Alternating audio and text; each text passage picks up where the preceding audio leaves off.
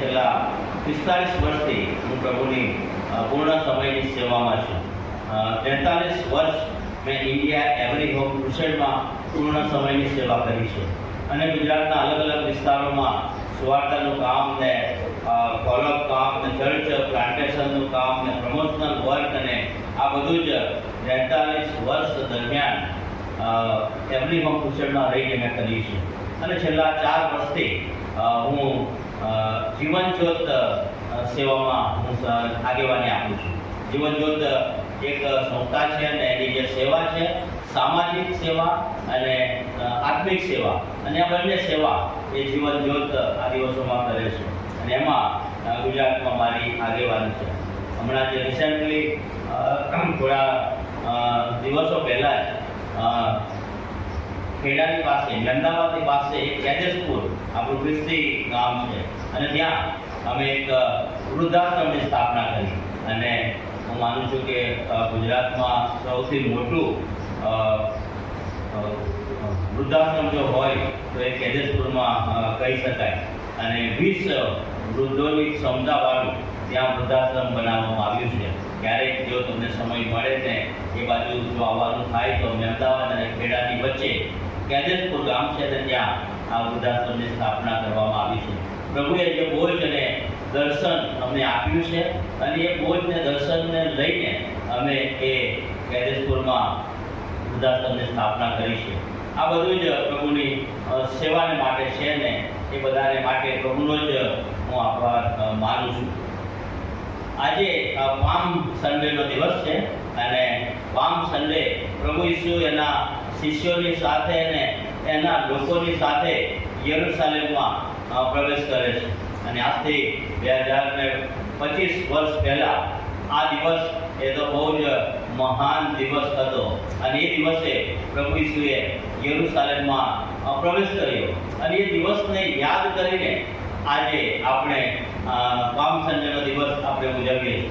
આજે સવારે જ્યારે હું અહીં આવ્યો ત્યારે નાના બાળકો જ્યારે ખજૂરીની ડાળીઓ લઈને એને સજાવીને તૈયાર હતા અને બધા જ બાળકો અને મોટાઓ બધા ભેગા થઈને જ્યારે એ સરઘસ ગાળવામાં આવ્યું, બહુ જ સુંદર એ સરઘસ આકાર લાગતું હતું અને એ દિવસ પ્રભુ ઈસુએ જ્યારે આ પૃથ્વી પર જ્યારે હતા ને યરુશલેમમાં જ્યારે વિજયવન પ્રવેશ કર્યો ને એ દિવસની યાદ એ તાજી થઈ. જો તમે કદાચ જોયું હોય તો નાના બાળકો સુંદર કપડામાં અને મોટા ભાઈ બહેનો પણ એ સરઘસમાં જોડાયા હતા અને એ દ્રશ્ય બહુ જ આશ્ચર્યકારક અને બહુ સુંદર એ દ્રશ્ય લાગતું હતું. પ્રભુના નામને આપણે ધન્યવાદ આપીએ છીએ. આ બધું જ જે કરવામાં આવી રહ્યું છે એ તો ફક્ત પ્રભુને માન અને મહિમા મળે એ માટે આપણે આ બધું જ કરી રહ્યા છીએ. પ્રભુના નામને આપણે ધન્યવાદ આપીએ છીએ. ગઈકાલે સાંજે હું આવ્યો અને બાળક સાહેબે સુંદર વ્યવસ્થા મારા માટે કરી હતી અને દાઉદભાઈના ઘરમાં મારી રહેવાની જે વ્યવસ્થા કરવામાં આવી છે અને દાઉદભાઈ અને એમના કુટુંબ એ બહુ જ મહેમાન કુટુંબ છે અને મારી સરભરા અને કરુણાગત અને બહુ સુંદર વ્યવસ્થા એમના ઘરમાં મને આપવામાં આવી છે. જ્યારે આ સમયે દાઉદભાઈ ને મોગરાબેન એમના પરિવારનો ખાસ આભાર માનું છું. જે વચનો આપણે આજે વાંચ્યા છે લુકની સુવાર્તા એનો 19મો અધ્યાય અને 29 થી 44 કલમ અને ત્યાર પછી ગીત શાસ્ત્ર 118મો અધ્યાય ને 25 અને 26 કલમ અને પત્રોમાંથી નવા કરારમાં 2 કોરિન્થી 5મો અધ્યાય અને 20મી કલમ ને 21મી કલમ જે આપણે આજે વાંચી છે. આજનો દિવસ આપણે બધા જાણીએ છીએ પામ સન્ડે એટલે પ્રભુ ઈસુનો વિજયવંત પ્રવેશ જે યરુશલેમમાં થાય છે. આજનો જે વિષય જે છે સંદેશાનો વિષય એ તો ગધેડાનું વછેરું અને પામ સન્ડેના દિવસે આ ગધેડાનું જે વછેરું છે એને ચોક્કસ યાદ કરવામાં આવે છે. દર વર્ષે આ યાદગીરી આ વિજયવંત પ્રવેશ સમયે આ વછેરાને આપણે યાદ કરીએ છીએ અને આજે જે મેં વિષય પસંદ કર્યો છે તો ગધેડાનું વછેરું છે. અને આ ગધેડાનું વછેરું જે છે એ જ્યારે પ્રભુ ઈસુ એને મંગાવે છે અને લાવે છે ત્યારે આ વછેરું આપણને બહુ આશ્ચર્ય પમાડે છે. આ જે વછેરું જે છે જે જે ગામની અંદરથી મંગાવવામાં આવે છે ત્યાં બાંધેલું છે, અને એ ગધેડાનું વછેરું એ રોજ એના ગામની આજુબાજુ કે આ ખેતરોમાં એ ફરતું હશે. એ ખેતરોમાં ને ખુલ્લી જગ્યાઓમાં અને ચરવા માટે કે ખાવા માટે એ ફરતું હશે.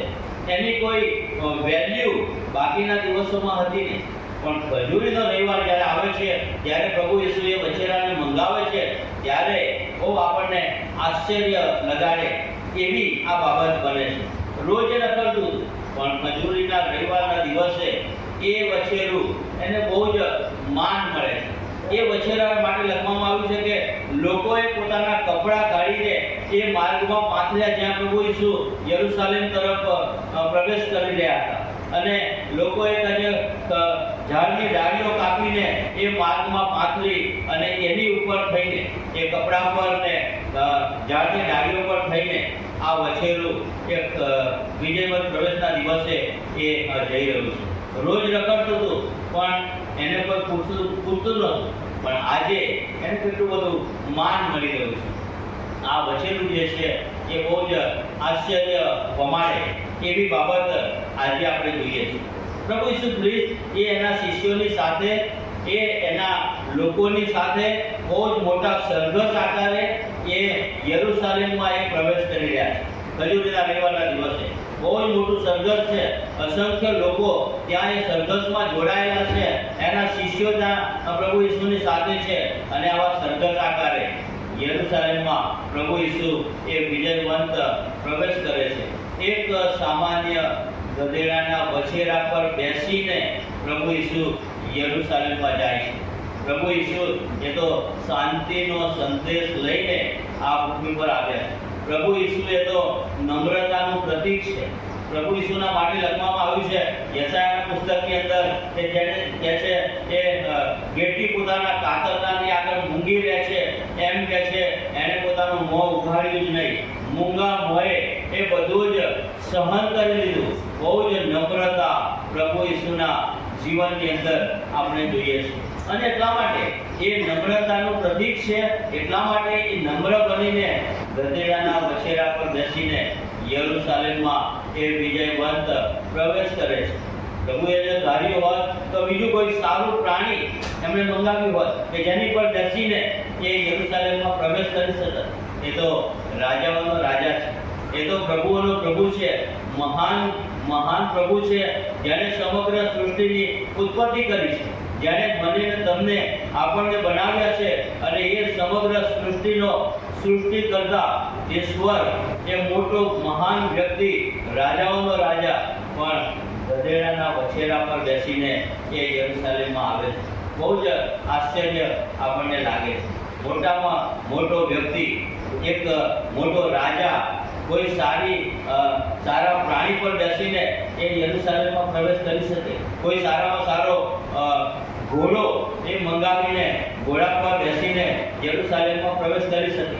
સારામાં સારું કોઈ હાથી લાવીને હાથી પર બેસીને યરૂશાલેમમાં પ્રવેશ કરી શકે એવો મહાન રાજા પણ આજે આપણે જોઈએ છીએ પામ સન્ડેના દિવસે એ પ્રભુ ઈસુ ગધેડાના વછેરા પર બેસીને એ સવાર કરે છે. કારણ કે એ શાંતિનો સંદેશ પ્રભુ ઈસુની પાસે છે. એક નમ્રતાનું પ્રતીક પ્રભુ ઈસુની પાસે છે. ઘોડા પર બેસીને આવ્યા હોત તો યરૂશાલેમના લોકો એ ગભરાઈ જાય કે આ યુદ્ધ કરવા માટે, કારણ કે ઘોડો એ તો યુદ્ધમાં વપરાતો પ્રાણી છે. એ તો યુદ્ધ કરવા માટે આવ્યા છે ઈસુ એના લોકોને લઈને, અને માટે ત્યાં ખળભળાટ પહોંચી જાય. જો એ હાથી પર બેસીને આવ્યા હોત તો યરૂશાલેમના લોકો એ જોઈને ગભરાઈ જાય. પણ પ્રભુ ઈસુ એ તો જોઈએ છે એક સામાન્ય ગધેડાના વછેરા પર બેસીને એ યરૂશાલેમમાં પ્રવેશ કરે છે. શાંતિનો સંદેશ લઈને, નમ્રતાનું પ્રતીક બનીને પ્રભુ ઈસુ યરૂશાલેમમાં આવે છે. પ્રભુ ઈસુ એ તો શાંતિ લઈને આ જગતમાં આવ્યા છે. જ્યારે પ્રભુ ઈસુ એ પ્રવેશ કરે છે ત્યારે યરૂશાલેમમાં પ્રવેશ કરતા પહેલા એ બેથફાગે નામની જે જગ્યા છે કે જ્યાં એ આવે છે ત્યારે ત્યાં થોભી જાય છે. કારણ કે ત્યાં ભવિષ્યવાણી પૂરી થવાની હતી. અને પ્રભુ ઈસુ જુઓ તમે 19મો અધ્યાય લુકની સુવાર્તાની 30મી કલમ વાંચો તો ત્યાં લખવામાં આવ્યું છે પ્રભુ ઈસુ એ શિષ્યોને સામેના ગામમાં મોકલે અને કહે છે સામેના ગામમાં જાઓ અને ગામમાં બેસતા જ એ ગધેડીનું બછેરું બાંધેલું તમને જોવા મળશે, એને પ્રભુ ઈસુ કહે છે મારા માટે છોડી લાવો.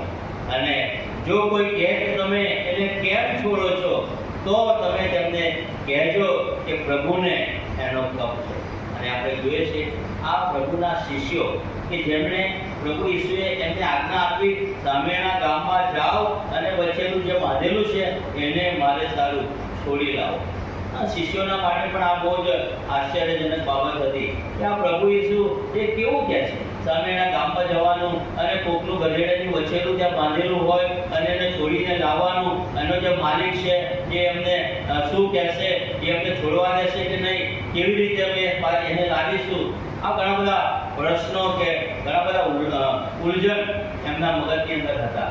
પણ આપણે જોઈએ છે પ્રભુના જે શિષ્યો છે કે જેને પ્રભુએ આજ્ઞા આપી કે તમે જાઓ અને એ બછેરાને છોડી લાવો. આ પ્રભુના શિષ્યો પ્રભુની આજ્ઞાનું પાલન કરે છે, પ્રભુની આજ્ઞાને માને છે અને પ્રભુ ઈસુ એમને જેમ કહે છે તેમ સામેના ગામમાં જાય છે, બછેરું મળે છે, એને છોડીને પ્રભુ ઈસુની પાસે લાવે છે. અહીંયા એક અગત્યની બાબત એ છે કે આજ્ઞા પાલન. પ્રભુના શિષ્યો પ્રભુની આજ્ઞાનું પાલન કરે છે. પ્રભુ ઈચ્છે છે કે હું ને તમે આપણે રોજે રોજ પ્રભુની આજ્ઞાનું પાલન કરીએ, પ્રભુની આજ્ઞાને માનીએ. ઘણીવાર પ્રભુની આજ્ઞા એવી હોય છે કે જે બહુ મોટી આજ્ઞા હોય છે, ઘણીવાર પ્રભુની આજ્ઞા બહુ નાની હોય છે, ઘણીવાર પ્રભુની આજ્ઞા જે છે એ આપણને અશક્ય લાગતી હોય છે, આપણને બહુ મોટી લાગતી હોય છે અને આપણને એમ લાગે કે આ તો કેવી આજ્ઞા છે કે જેનું આપણે પાલન કરીએ, અને એવા ઘણા બધા પ્રશ્નો થાય છે.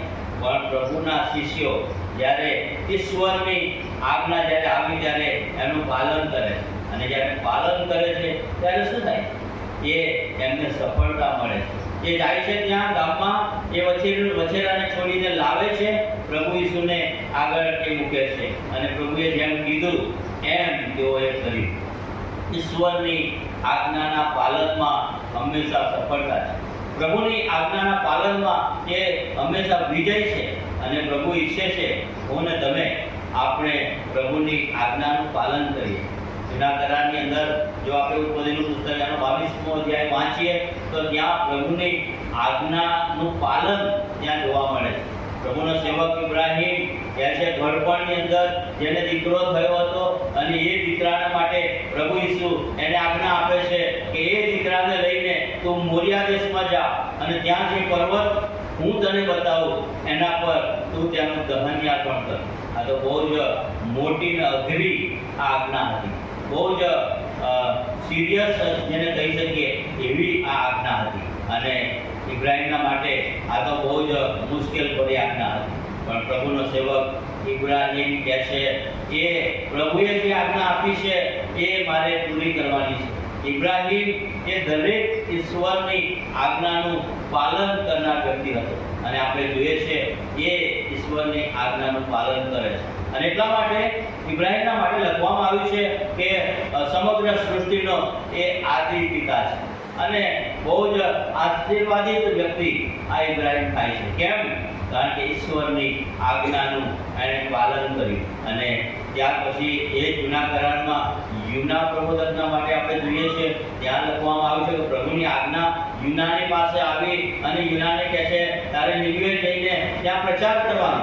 પણ યુના કહે છે નિનવેના બદલે એની વિરુદ્ધ દિશાની અંદર તાર્શીશમાં જતો રહે છે, પ્રભુની આજ્ઞાનું ઉલ્લંઘન કરે છે. નવા જૂના કરારની અંદર જો આપણે એનો અભ્યાસ કરીએ તો પ્રભુની આજ્ઞાના પાલનમાં કેટલો બધો આશીર્વાદ સમાયેલો છે. પણ પ્રભુની આજ્ઞાનું પાલન જ્યાં નથી થતું, જ્યાં ઈશ્વરની આજ્ઞાને પાળવામાં નથી આવતી, ત્યાં બહુ જ મોટી મુશ્કેલી ઊભી થાય છે. અને એ તો સાઉલ રાજાના જીવનની અંદર આપણે જોઈએ છીએ કે સાઉલ રાજાને ઈશ્વરે પસંદ કર્યો અને ઇસ્રાયેલનો સૌથી પ્રથમ રાજા, બહુ શૂરવીર વ્યક્તિ, બહુ પરાક્રમી વ્યક્તિ, પણ ઈશ્વરની આજ્ઞાનું જ્યારે ઉલ્લંઘન કરે, પ્રભુએ જે આજ્ઞા એને આપી એ આજ્ઞાને એ પૂરેપૂરી રીતે પાળતો નથી, ત્યારે લખવામાં આવ્યું છે કે સાઉલ રાજાના જીવનની અંદર બહુ જ મોટી મુશ્કેલી ઊભી થઈ અને ત્યાં લખવામાં આવ્યું છે એ સાઉલ રાજા કે જેને ઈશ્વરે પસંદ કર્યો હતો એ રાજપદમાંથી એને ઉતારી મૂકવામાં આવે છે અને ત્યાર પછી લખવામાં આવ્યું છે કે મરણ પામે છે. ઈશ્વરની આજ્ઞા નહીં પાળવાનું પરિણામ ત્યાં બહુ ગંભીર પરિણામ આવે છે. હું ને તમે જ્યારે આપણે ઈશ્વરની આજ્ઞાનું પાલન કરીએ છીએ ત્યારે આપણે સફળતા પામીએ છીએ.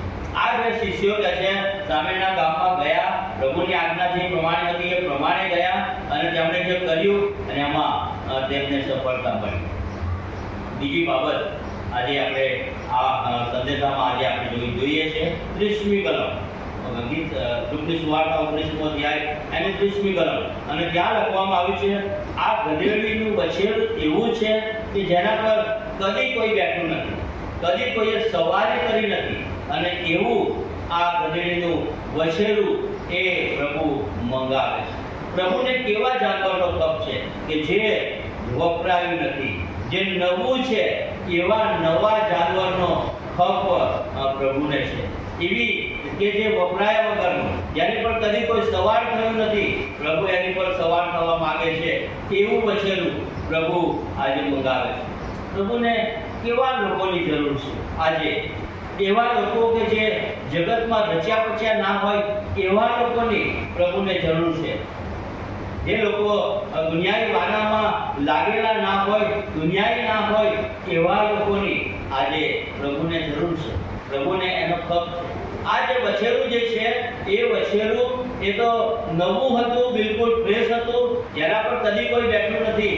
પ્રભુ એને મંગાવે છે અને એની પર સવાર પ્રભુ થાય છે. પ્રભુ એનો ઉપયોગ કરે છે. પ્રભુ આજે મારો ને તમારો એના મહિમા માટે, પ્રભુ એની સેવા માટે ઉપયોગ કરવા માંગે છે. જ્યારે આપણે જગતથી દૂર હોઈએ, જગતમાં રચ્યા પચ્યા નથી હોતા, જગીક નથી હોતા, પ્રભુ આજે આપણો ઉપયોગ કરવા માંગે છે. પ્રભુ આપણો ઉપયોગ કરે છે. પ્રભુએ જ્યારે એના શિષ્યોને પસંદ કર્યા ત્યારે લખવામાં આવ્યું છે એ શિષ્યો તો અભણ હતા, એ તો અજ્ઞાન હતા, અબુધ હતા, કોઈ વિશાખ વગરના હતા, અને પ્રભુએ કહે છે એમને જ્યારે જોયા ત્યારે પ્રભુએ એમને પસંદ કર્યા અને પસંદ કરીને પ્રભુએ એમને બોલાવ્યા અને પછી એમની પાસેથી એ સેવા લીધી. પ્રભુ આજે મને ને તમને બોલાવે છે એની સેવાને માટે, એના કાર્યને માટે. પ્રભુને એવા વ્યક્તિઓની જરૂર છે કે જેઓ જગતથી પરે હોય, જગતમાં રચ્યા પચ્યા ના હોય એવા લોકોની આજે પ્રભુને જરૂર છે. શું પ્રભુના માટે, એની સેવાને માટે આજે આપણે તૈયાર છીએ કે આપણે જગતના વાના તરફ કે જગીક બની ગયા છીએ? શું જગતમાં રહેવાથી જગતના તો બની ગયા છે? પ્રભુ આપણો ઉપયોગ કરતા નથી. પ્રભુ આજે મારો ને તમારો એના મહિમાને માટે ઉપયોગ કરવા માંગે છે. ત્યારબાદ 5મી બાબત આપણે જોઈએ છીએ, પ્રભુ એક કેવા જાનવરનો ઉપયોગ કરે છે?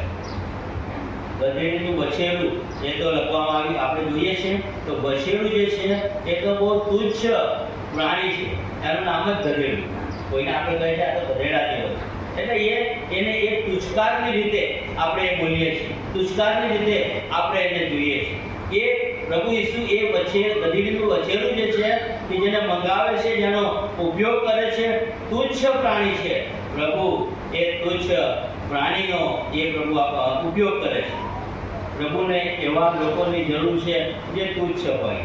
હું ને તમે પ્રભુની દ્રષ્ટિમાં આપણે સારા નથી. હું ને તમે આપણે બધા પ્રભુની દ્રષ્ટિમાં તુચ્છ જેવા છે. પ્રભુની દ્રષ્ટિમાં તો કોઈ લાયકાત, પ્રભુની પાસે આપણે જઈએ એવી કોઈ લાયકાત કે યોગ્યતા આપણી પાસે નથી. આપણે તુચ્છ સમાન છીએ, પણ પ્રભુ આજે આપણો ઉપયોગ કરે છે. આ પ્રભુ ઈસુ એ વિજયવંત પ્રવેશના દિવસે એક તુચ્છ પ્રાણીનો એના મહિમા માટે, એની સેવાને માટે એ ઉપયોગ કરે છે. જૂના કરારની અંદર જો આપણે વાંચીએ તો ત્યાં લખવામાં આવ્યું છે, પ્રભુનો સેવક એલિયા પ્રબોધક કહે છે, એલિયા પ્રબોધકને પ્રભુએ કીધું કે તું જા અને કરીંત નાળાની અંદર જઈને સંતાઈ રહે. અને આ એલિયા એ કરીંત નાળામાં જઈને સંતાઈ રહે. ત્યાં પાણી હતું પણ ભોજન નહોતું. ત્યાં લખવામાં આવ્યું છે કે પાણી ત્યાંથી નાળામાંથી પીતો હતો, પણ ભોજન ક્યાંથી લાવે? અને ત્યાં આપણે જોઈએ છે કે કાગડો પ્રભુ મોકલે છે, અને કાગડા દ્વારા એ સારામાં સારું નોનવેજ મટન એને પૂરું પાડવામાં આવે છે. કાગડો એ કેવું પ્રાણી છે? તુચ્છ પ્રાણી છે. બધા પક્ષીઓમાં એ ગંદુ પ્રાણી જેને આપણે કહીએ, અથવા તુચ્છ પ્રાણી જેને આપણે કહીએ, એવું પ્રાણી છે. બધા પક્ષીઓને લોકો પાળતા હોય છે. કેટલાક લોકો પોપટ પાળે, કેટલાક લોકો કબૂતર પાળે, વ્હાઈટ કબૂતર જે છે એને પાળે, કેટલાક લોકો ચકલીઓ જે છે રંગીન અલગ અલગ એને પાળે છે. પણ શું તમે કદી એવું જોયું કે કોઈએ કાગડાને પાળ્યો હોય? કાગડો કેમ કાગડાને પાળવામાં નથી આવતો? એ લુચ્ચું પક્ષી છે. લુચ્ચું એટલા માટે કે નાનું બાળક હોય, નાનું છોકરું હોય અને રોટલી કે પૂરી એના હાથમાં હોય ને એ લઈને બહાર નીકળ્યું હોય અને બહાર ઊભું હોય ત્યારે આ કાગડો શું કરે? એ બરાબર ધ્યાન રાખે છે અને ઉડીને આવીને નાના બાળકના હાથમાંથી રોટલી કે પૂરી લઈને ઉડી જાય છે. એ લુચ્ચું પ્રાણી. પણ પ્રભુએ ત્યાં કરીંત નાળામાં એ લુચ્ચું પક્ષી છે, પ્રભુએ એનો ત્યાં ઉપયોગ કર્યો. પ્રભુએ એના સેવકના માટે એ ભોજન પૂરું પાડવા માટે એ કાગડાનો ઉપયોગ કર્યો. અને આજે આપણે જોઈએ છીએ ખજૂરીના રવિવારના દિવસે, પાપ સર્જના દિવસે પ્રભુએ એ ગધેડીના વછેરાનો ઉપયોગ કર્યો. તુચ્છમાં તુચ્છ પ્રાણી અને પક્ષીનો પ્રભુ ઉપયોગ કરે છે. હું ને તમે આજે પ્રભુની દ્રષ્ટિમાં આપણે તુચ્છ છીએ, પ્રભુની દ્રષ્ટિમાં આપણે સારા નથી, પણ પ્રભુ આજે મારો તમારો ઉપયોગ કરવા માંગે છે. પ્રભુ આજે મને ને તમને એની સેવાને માટે, એની સાક્ષીને માટે આપણને વાપરવા માંગે છે. ત્યારે શું આજે પ્રભુના માટે એને વપરાવા માટે આપણે તૈયાર છીએ? શું પ્રભુના માટે કંઈક કરવા માટે, પ્રભુ જેમ કહે છે એમ કરવા માટે શું આપણે તૈયાર છીએ? તુચ્છ પ્રાણી અને તુચ્છ પક્ષીનો પ્રભુએ એના મહિમાને માટે ઉપયોગ કર્યો. ત્યારબાદ છઠ્ઠી બાબત આપણે જોઈએ છીએ તો આ જે વછેરું જે છે એ વછેરું એની ખજૂરીના રવિવારના દિવસે એની કિંમત થાય છે. રોજ એ ખજૂરીની ડાળીઓ કે ઝાડની ડાળીઓ કે કપડાં પણ થઈને ચાલતું નથી, પણ જ્યારે પ્રભુ ઈસુની પાસે આવે છે ત્યારે એની કિંમત વધી જાય છે અને કેટલું બધું માન મળે છે એને. ઝાડની ડાળીઓ પર ચાલવાનું, કપડા પર ચાલવાનું અને આ બધું માન એ આ વછેરાને મળે છે. પ્રભુ ઈસુની પાસે આવ્યા બાદ આ માન એને મળે છે. મારા અને તમારા આપણા જીવનોની અંદર જ્યારે આપણે પ્રભુને સમર્પિત થઈએ છીએ, જ્યારે આપણે પ્રભુને આધીન થઈએ છીએ, જ્યારે આપણે પ્રભુની પાસે આવીએ છીએ, ત્યારે આપણું જે માન જે છે એ આપણું માન એ વધી જાય છે. અને તો ચોક્કસ છે આપણા જીવનોની અંદર આપણે એ અનુભવ્યું હશે. હું માનું છું કે અહીંયા બેઠેલા બધાની પાસે એ અનુભવ હશે કે પ્રભુમાં આવ્યા બાદ, પ્રભુનો સ્વીકાર કર્યા બાદ, પ્રભુની પાછળ ચાલ્યા બાદ, પ્રભુની આજ્ઞાનું પાલન કર્યા બાદ કેટલો બધો આશીર્વાદ આપણને પ્રાપ્ત થયો છે. આપણી જે કિંમત જે છે એ કિંમત વધી ગઈ.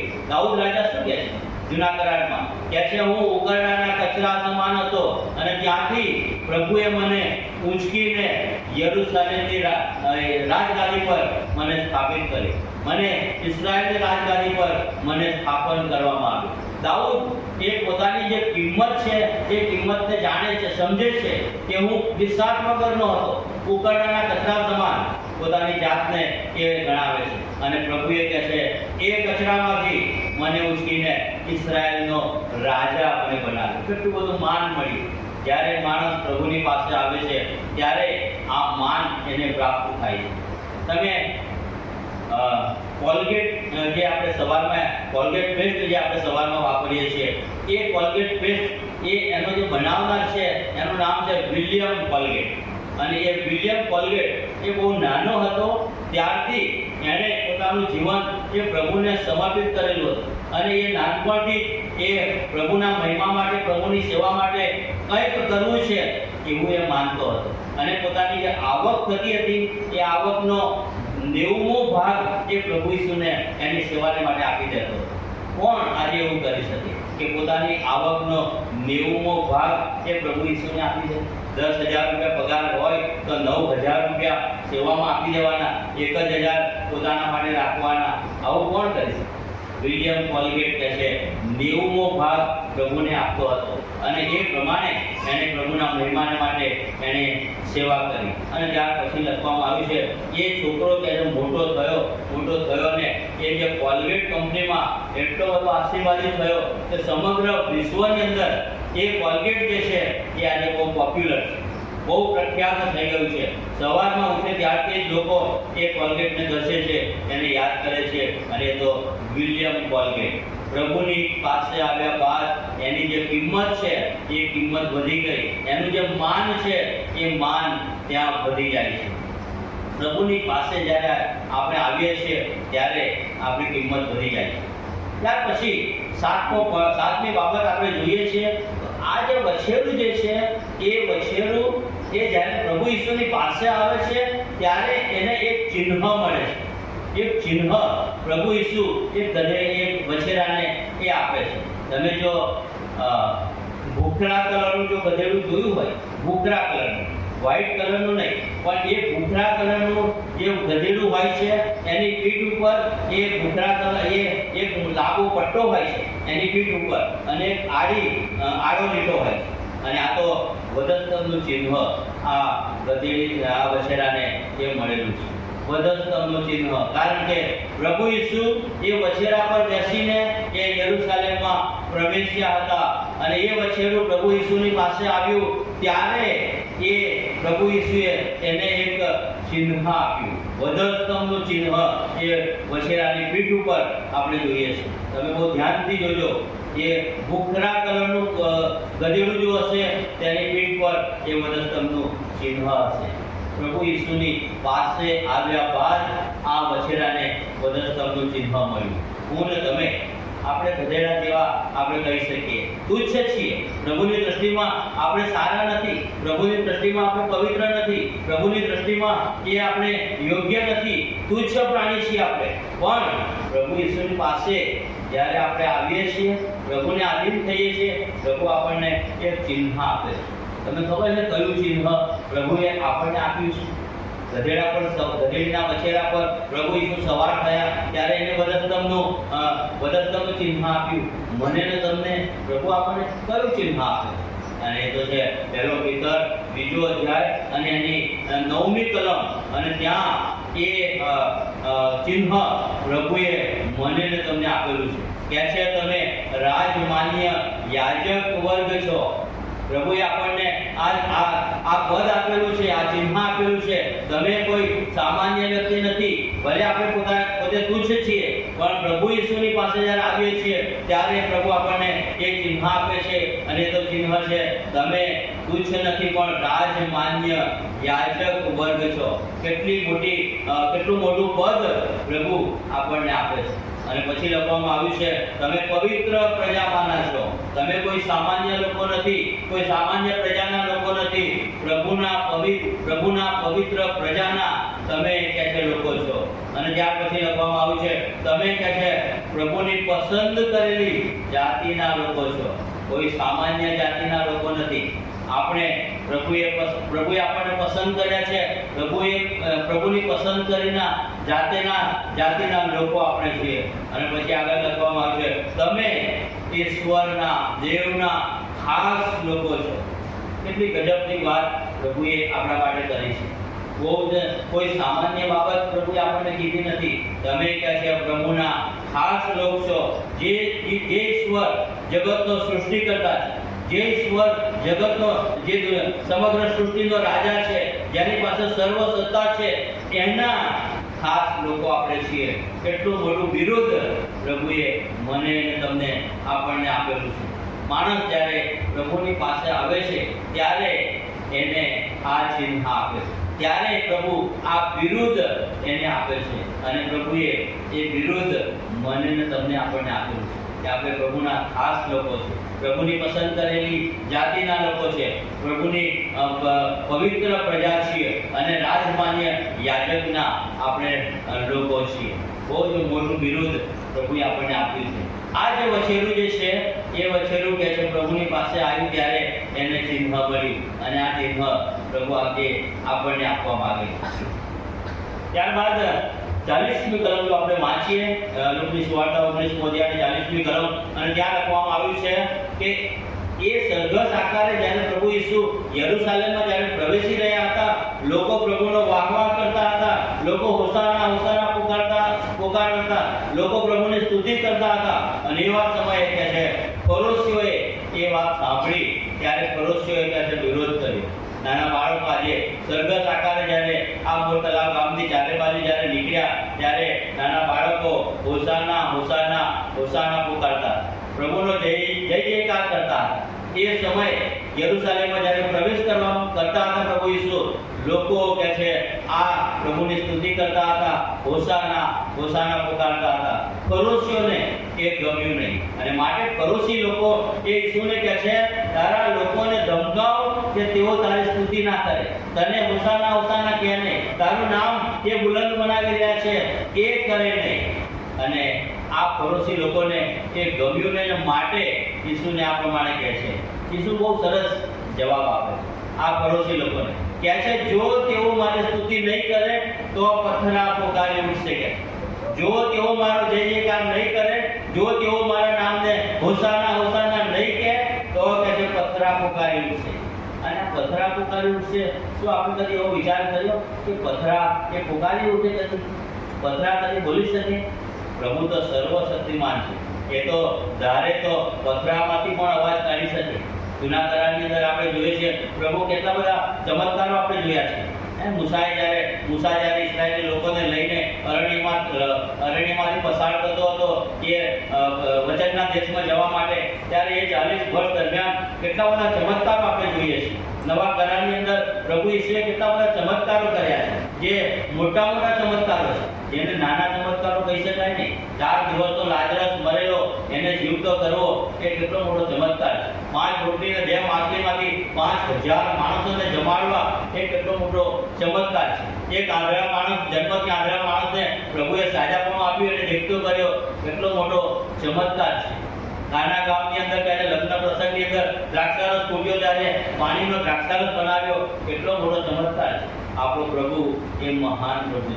આપણો પ્રભુ એ ચમત્કાર કરનાર પ્રભુ છે, અને એ મહાન પ્રભુ એમ કે છે ફરોશીઓને જો માણસો મારી સ્તુતિ નહીં કરે તો પથ્થરા પોકારી ઉઠશે. શું આજે પ્રભુનો જય જયકાર કરવાનું આપણે ભૂલી ગયા છે? આપણે ચૂકી જઈએ છીએ કે પ્રભુનો જય જયકાર આજે આપણે કરીએ છીએ? પ્રભુની સ્તુતિ કરવાનું એ આપણે ભૂલી ગયા છે?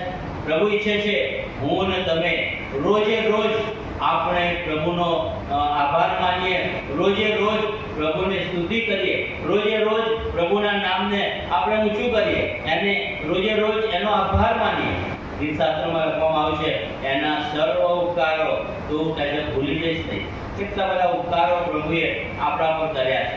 આપણે જો રોજે રોજ એનો વિચાર કરીએ, જન્મથી લઈને અત્યાર સુધી જો એને ગણવા બેસીએ તો એનો પાર આવે નહીં. એટલા બધા ઉપકારો પ્રભુએ આપણી પર કર્યા છે. અને એના બદલામાં પ્રભુ શું ઈચ્છે? એના બદલામાં શું આપણી પાસે જે ધન દોલત છે, આપણી પાસે જે રૂપિયા છે એ ઈચ્છે છે?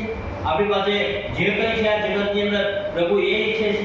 પ્રભુને તો આ બધું જ તો પ્રભુનું છે. ગીતશાસ્ત્ર 49માં જેમ લખવામાં આવ્યું છે જગતમાં જે બધું છે એ તો પ્રભુનું છે. આપણી પાસે જો સરસ ઘર કે સરસ બંગલો છે એ તો પ્રભુનો છે, એ આપણો નથી. આપણે તો ખાલી એમાં રહેવાનું છે 60, 70, 80 કે 90 વર્ષ કે 100 વર્ષ, અને પછી એ બંગલાને મૂકી દઈને ખાલી હાથે ઉપર જવાનું. આપણી પાસે જો કાર છે, સારામાં સારું દુનિયાની બધી બાબતો છે, એ આપણા માટે કોણ છે? એ આપણી સાથે આવવાનું નથી. થોડા સમય માટે એનો વહીવટ કરવાને માટે પ્રભુએ બધું આપ્યું છે, અને એના બદલામાં પ્રભુ એ ઈચ્છે છે કે આપણે પ્રભુને એમાંથી કશું જ આપી શકતા નથી, કારણ કે તો ઈશ્વરનું છે. પણ પ્રભુ ઈચ્છે છે કે હું ને તમે આપણે રોજે રોજ પ્રભુની સ્તુતિ કરીએ. જો કે છે માણસો મારી સ્તુતિ નહીં કરે પથ્થરા પોકારી ઉઠશે. અને પથ્થરા જો પોકારી ઉઠે તો આ પથ્થરા તો નિર્જીવ છે, અને નિર્જીવ પથ્થરા જો ઈશ્વરનો આભાર માને, ઈશ્વરની સ્તુતિ કરે તો આપણે જીવતા છીએ. આપણા માટે બહુ જ અફસોસની વાત કહેવાય કે આપણે જીવતા છતાં ઈશ્વરનો આભાર માનવાનું ભૂલી જઈએ છીએ, ઈશ્વરની સ્તુતિ નથી કરતા. અને નિર્જીવ પથ્થરા એ ઈશ્વરની સ્તુતિ કરે છે, ઈશ્વરનો આભાર માને. એ બહુ જ અફસોસની વાત આપણા માટે કહેવાય. અને માટે પ્રભુ ઈસુ ફરોશીઓને કહે છે, માણસો મારી સ્તુતિ નહીં કરે તો પથ્થરા પોગારી ઉઠશે. શું આજે આપણે પ્રભુની સ્તુતિ કરીએ છીએ? શું આજે આપણે હૃદયથી પ્રભુનું ભજન કરીએ છીએ? આપણા હૃદયથી પ્રભુનો આભાર માનીએ છીએ? હૃદયથી આપણે પ્રભુની ઉપાસના કરીએ છીએ?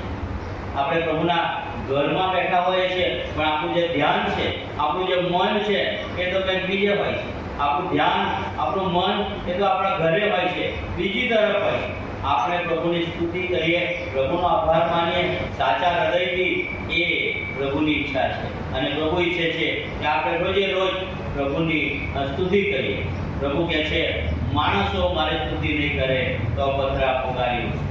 અને ત્યાર પછી 41મી કલમમાં ત્યાં લખવામાં આવ્યું છે કે ત્યાં યરૂશાલેમમાં જ્યારે પ્રવેશ કરે છે પ્રભુ ઈસુ, ત્યારે કહે છે પ્રભુની આંખમાંથી આંસુ નીકળી જાય છે. ત્યાં લખવામાં આવ્યું કે 41મી કલમમાં પ્રભુ ક્યારે રડે છે.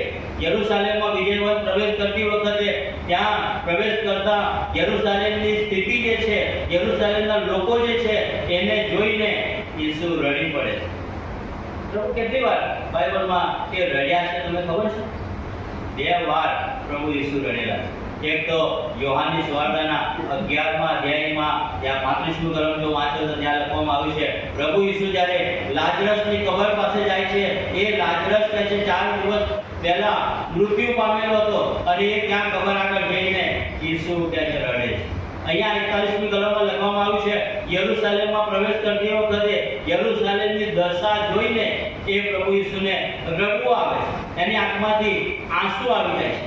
અને ત્યાં આપણે જોઈએ છે કે યરૂશાલેમના લોકો, જેમણે પ્રભુ ઈસુના ચમત્કારો જોયા, જેમણે પ્રભુ ઈસુના મહાન અને આશ્ચર્યકારક કૃત્યો જોયા, પણ પ્રભુ ઈસુ નો સ્વીકાર તેઓ કરતા નથી. પ્રભુ ઈસુની પાસે તેઓ આવતા નથી. અને માટે એ પરિસ્થિતિ, એ જે દશા છે, એ જોઈને ઈસુને રડવું આવે છે.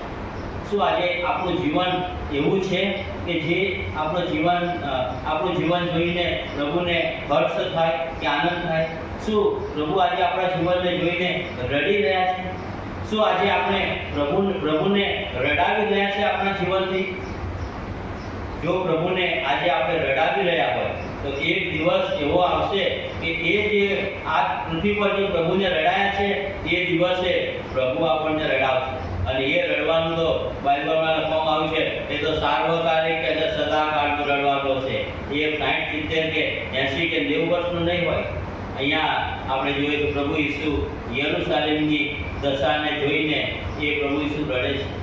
એક પિતા હોય અને એનો એક દીકરો હોય, અને એ દીકરો જો પિતાના કયામાં ના હોય, એની આજ્ઞામાં ના હોય, એ જે કહે છે પિતા એ પ્રમાણે એ દીકરો કરતો ના હોય, તો એ પિતાને શું થાય છે? એને બહુ દુઃખ થાય છે. એના હૃદયની અંદર એને બહુ જ એ દુઃખી થઈ જાય છે કે મારો દીકરો એ હું જે કહું છું એ કરતો નથી, એની વિરુદ્ધના કામો કરે. એને બહુ દુઃખ થાય છે. આપણો પ્રભુ એ આપણો પિતા છે કે જેણે આપણને જન્મ આપ્યો, અને એની આજ્ઞાના પાલનમાં જો આપણે નથી, એની આજ્ઞાને આપણે પાળતા નથી, એની આધીનતામાં જો આપણે નથી, પ્રભુ આજે આપણું જીવન જોઈને એ રડે છે. અને પ્રભુ બહુ જ દુઃખી થાય છે. યરૂશાલેમની દશાને જોઈને પ્રભુ ઈસુ એ ત્યાં રડે છે. થોડા સમય માટેનું એ રડવું એ થોડા સમયનું છે. પ્રભુને જો આપણે રડાવીએ છીએ, થોડા સમય રડાવીએ છીએ, લાંબો સમય નહીં. એક સમય એવો આવશે, સદાકાળ પ્રભુ આપણને રડાવશે. અને આ પામ સન્ડેનો આ વિષય છે, પામ સન્ડેનો આ સંદેશો છે. એક વછેરું કે છે જ્યારે પ્રભુની પાસે આવ્યું એને માન મળ્યું. એક વછેરું કે પ્રભુ ઈસુની પાસે આવ્યું એને ચિહ્ન મળ્યું. અને આપણે જ્યારે પ્રભુની પાસે આવીએ છીએ, પ્રભુ આપણને માન આપે છે. જ્યારે આપણે પ્રભુની પાસે આવીએ છીએ, પ્રભુ આપણને ચિહ્ન આપે છે. પ્રભુ આપણને એના ખાસ લોકો થવા માટે પ્રભુએ આપણને બોલાવ્યા છે. પ્રભુની પવિત્ર પ્રજા થવા માટે પ્રભુએ આપણને બોલાવ્યા છે. પ્રભુએ આપણી પસંદગી કરી છે. પ્રભુએ એના ખાસ લોકો, રાજમાન્ય યાજક વર્ગ થવા માટે પ્રભુએ આપણને બોલાવ્યા છે. ત્યારે શું આ પામ સન્ડેના દિવસે આ બધી બાબતો આપણા જીવનની અંદર છે? જો નથી તો આપણે થોડો સમય એ વિચાર કરીએ આપણા જીવનની અંદર કે શું હું પ્રભુના માટે શું મારા જીવનથી પ્રભુનો મહિમા થાય છે, શું ઈશ્વરની આજ્ઞાનું પાલન કરું છું, શું હું પ્રભુની આજ્ઞા પાડીને પ્રભુના માર્ગમાં હું સ્થિર છું. અને આ બધી બાબત જ્યારે આપણે વિચારીએ છીએ ત્યારે પ્રભુ આપણને એ સમજ આપે છે કે આપણે ઈશ્વરની આજ્ઞાનું પાલન કરીએ અને એની આજ્ઞામાં રહીએ અને એનો જે આશીર્વાદ, એનો જે આનંદ છે એ આપણને પ્રાપ્ત થાય. ત્યારે આ ખજૂરીના રવિવારના દિવસે આપણે પ્રભુને સમર્પિત થઈએ. આપણે તુચ્છ છીએ પણ પ્રભુ આજે આપણો ઉપયોગ કરવા માંગે છે. પ્રભુ એની સેવા માટે, એના મહિમા માટે આપણો ઉપયોગ કરશે. જ્યારે આપણે પ્રભુની પાસે આવીશું ત્યારે પ્રભુ આ બધા વચનો સમજવા માટે આપણી સહાય અને મદદ કરશે. આમીન.